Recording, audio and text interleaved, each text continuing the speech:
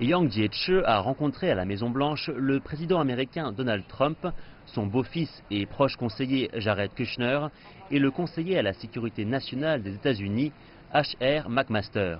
Malgré les tensions existantes entre les États-Unis et la Chine, le ministère chinois des Affaires étrangères a annoncé dans un communiqué que Yang Jiechi avait rappelé le consensus trouvé entre les deux pays à Beijing et a fait la citation suivante. Les vastes intérêts communs et les responsabilités communes dans le maintien de la paix, de la stabilité, de la prospérité du monde et des relations entre la Chine et les États-Unis ont des grandes conséquences au niveau mondial. Les réunions de vendredi à la Maison-Blanche ont eu lieu après un déjeuner avec le secrétaire d'État américain Rex Tillerson jeudi.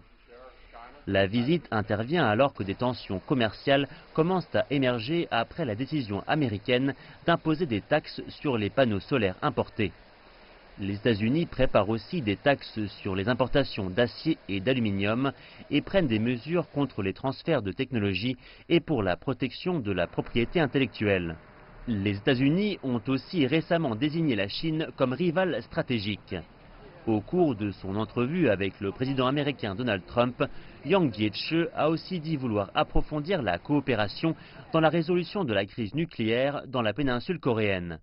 Selon le ministère chinois des Affaires étrangères, le président Donald Trump a répondu que les États-Unis veulent travailler avec la Chine pour que les relations sino-américaines s'améliorent.